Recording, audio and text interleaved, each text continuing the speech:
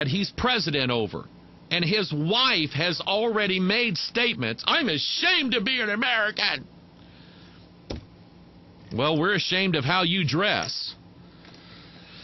All right. I've got other things to deal with. I'm going to quit talking about Obama for an hour and a half, maybe, something like that.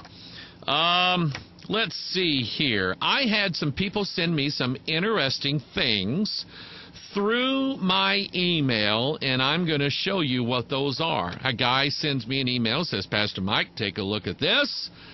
And I took a look at it, and I went, oh, I get it. I get it. There is just in case you think that this idea of a conspiracy theory and the sons of God, daughters of men and all that, that's all made up by Americans. That concept is all over the world. If you have watched the United Nations video, part 1 is out, part 2 will be out Sunday. Lindsay's working on it right now. She is downstairs working on it right now. You know that the conspiracy is global in nature. And when I saw this particular graphic, I just went, oh, I get this. I get it. And I wrote back and kind of explained it a little bit. Here is one of the political parties in Japan. It's the Democratic Party of Japan. They're progressive and liberal, just like the American Democratic Party is. And I want you to notice their logo. Take a look at it. Wow. Now, you would see the fusion here of the two circles, making what we have referred to it as the mandorla. If you remember the video that we did on the Queen of Heaven, parts 1 and 2, you know what that symbol represents. It's the sacred feminine. It's the harlot woman. It's what it is. But we're looking also at a fusion of two things. Now, I want you to notice these two circles. This is what's really interesting to me. These two circles here, notice that one of them is perfect, and one of them is rough. It's misshapen, okay? It's not, it doesn't quite have all the qualities as the perfect circle. And I saw that, and I looked at that for about 3.2 seconds, and I went, oh, I get it, okay? I understand that. It's related to the perfect and the rough ashlar of Freemasonry. Let me explain that. The perfect and rough ashlar of Freemasonry is that you have two stones in a Masonic lodge. One has been carved and it's absolutely perfect, and the other one is rough. It came from the ground. Okay? And this all has to do with fusion. So you see the two circles here, the perfect one and the imperfect one. Notice the imperfect one is on the bottom. The perfect one is on the top. So you would have as above, so below. You would have two things uniting, one from above, one from below. The top one is perfect. It represents the angelic realm, where there is immortality. There's no mortality. There's no death. There's nothing like that. So that's what that perfect circle represents. It's on top. The imperfect circle on the bottom represents mankind in his current state. He is imperfect. He is rough. He is misshapen. And he is down below. And notice that the mandorla that they make there in the center, when the perfect circle fuses with the imperfect circle, you're going to have a birth of something. You're going to have a fusion of something. And so you have sons of God, daughters of men, Daniel chapter 2, they shall mingle themselves with the seed of men, and so on. And so that's what that represents. Just about 15 minutes of foretime before the Pastor Mine online live broadcast, a lady texted me on Facebook. And let me see if I can find her name here very quickly. No, I already cut off the feed. Anyway, she sent. Sorry, I forgot your name already. She sent me. She asked me about Shekinah, and she said, Pastor Mike, just kind of getting my bearing straight here. She said, this Shekinah, is it good or bad? And I said, well, it's not. It's bad, because it represents God's consort, his girlfriend. Okay. And when they come together, that's what we just saw there in the Japanese deal.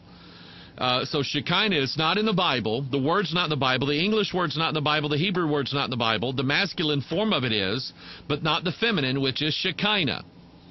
And this idea has been so put forth into Christian thought that everybody now just accepts that Shekinah is real. They just accept that, the presence of God is the Shekinah.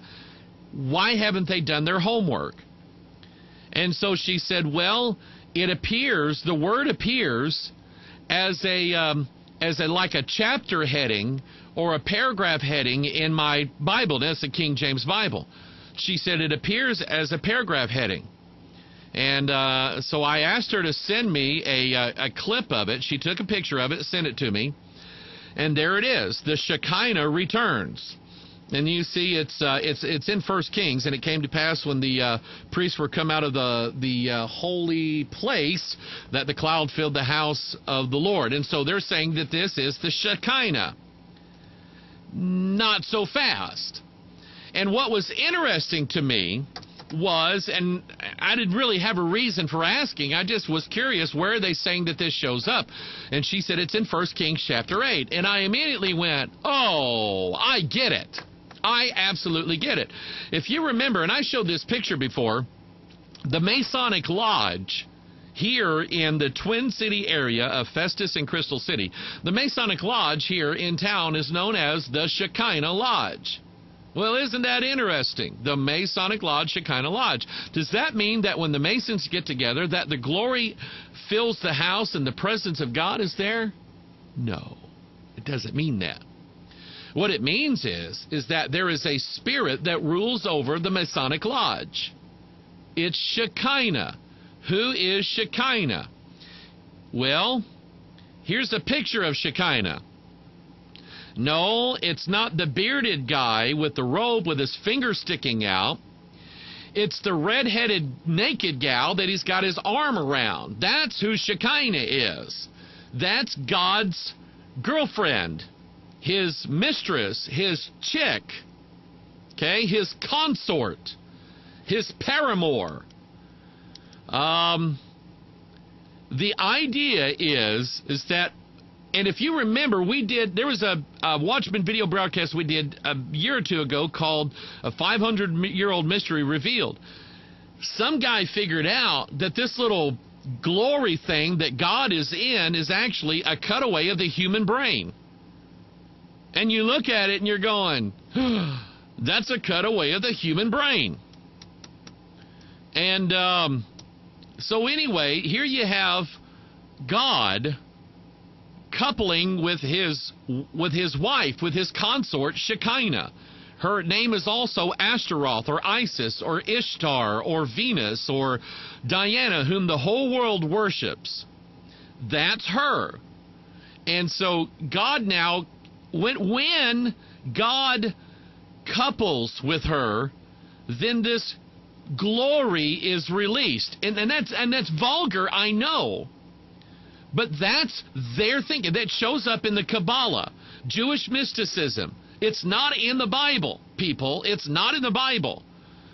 And those of you who are still hung up on this idea, and I hope you're not, still hung up on this idea that God's a he-she, he's a girl boy, it's not true. The Bible doesn't say that. You'll have to go outside of the Bible to get that comprehension. And when you do, you're in wolf territory.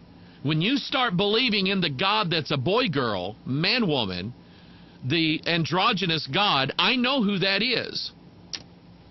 But anyway, so God and apparently his consort now, here's what got my attention on it.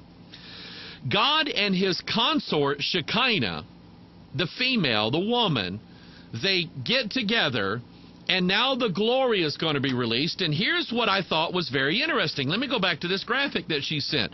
And when she said what chapter this was, I went, I know what that is. 1 Kings chapter 8 is Solomon's temple. Ah, the light comes on now. Solomon's or Shlomo's temple. Solomon's temple is like the revered thing of all of Freemasonry. And Freemasonry talks about rebuilding the temple, building the temple, building the temple. Hiram Abiff built the temple, the temple, the temple. The temple is the human body. Think about it. Think about it now. Think about it. Let's put all this concept together here. Here we have that cutout of a human brain and God and his girlfriend coupling together here. Fusion of opposites here. And then you have in this Bible, and I don't know who published this Bible, okay? But you have God and his, you have in this Bible, right at the place where it says the glory cloud is filling the temple, it calls it Shekinah. That is God and his girlfriend coming together. That's a nasty way of picturing the presence of God. It's dirty. Thank you for sending me that. You have you've helped me a little bit. Then Dan over in Illinois. I just got a couple things to show you today. Dan over in Illinois, he said, Pastor Mike, where I work, the people who sit on the management, they all sit around a table with this on it.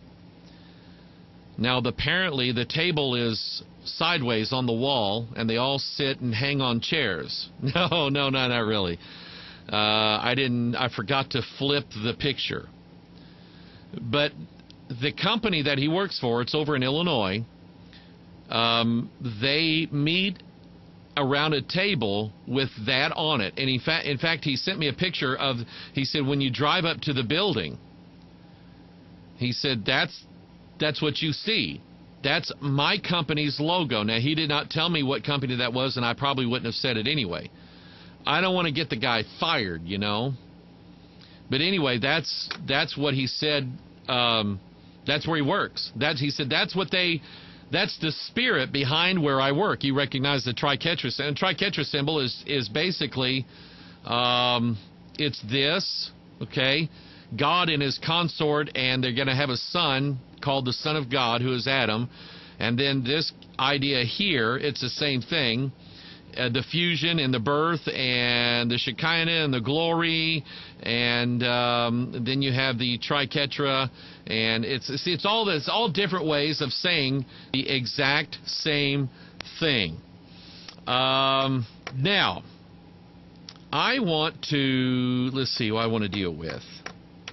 I want to go to an article. I've got some articles pulled up here, and I want to go to, there's a couple of them here. Somebody sent me, California bill will allow a child to have more than two parents. Let's see here. The article says, mom and dad, same-sex couples, or blended families, California law is clear, no more than two legal parents per child. When adults fight over parenthood, a judge must decide which to have that right and responsibility, but that could end soon. State Senator Mark Leno is pushing legislation to allow a child to have multiple parents. Now, stop and think about this. This just kind of jumps out at me. Because of our technology, we're having to write brand new laws that nobody ever even thought of before. I mean, there's an idea on the law that says some things are just an axiom. There's no argument needed. It's the idea that when you're driving down the road and you see a turtle sitting on top of a fence post, then you know for a fact that the turtle did not get on the fence post by itself. That's an axiom. The mathematical term of axiom is that it doesn't require any argument. It's accepted without argument. You see a turtle on a fence post and you go, who put that there?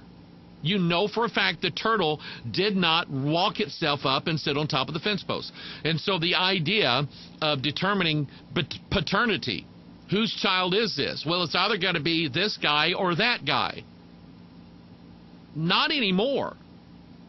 Now it's been proven that children can be birthed with genetic donors from multiple parents.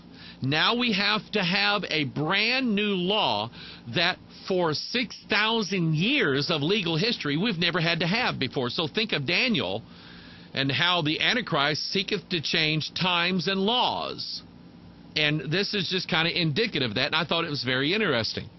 It goes to the idea that we are playing God.